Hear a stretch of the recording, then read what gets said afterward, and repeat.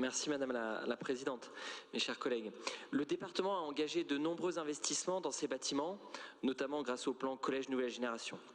Notre collectivité est obligée de réaliser un diagnostic de repérage de l'amiante lors de la rénovation de tous les bâtiments antérieurs au 1er juillet 1997. Si la présence d'amiante est confirmée, le désamiantage se révèle nécessaire. Se pose ensuite la lourde question du traitement des déchets amiantés, puisque l'enfouissement est la solution jusqu'alors privilégiée, essentiellement en raison de son coût.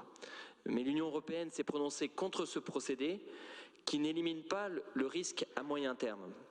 La résolution du Parlement européen du 14 mars 2013 sur les risques liés à l'amiante pour la santé au travail et les perspectives d'élimination complète de l'amiante encore existante a indiqué dans son considérant E qu'il serait donc largement préférable d'opter pour des installations d'inertage de l'amiante. À ce jour, l'inertage reste la seule alternative définitive.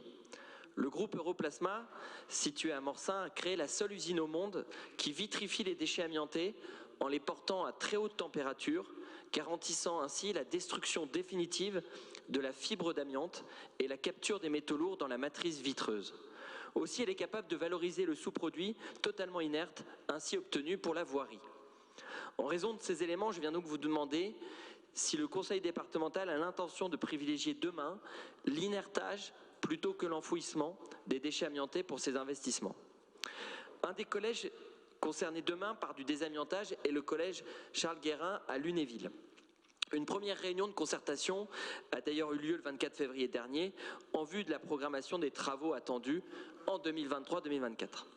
Pour autant, le toit terrasse d'une partie de l'ensemble immobilier prend actuellement l'eau avec des classes fermées comme l'atelier vente, ce qui pénalise fortement l'enseignement dans l'établissement.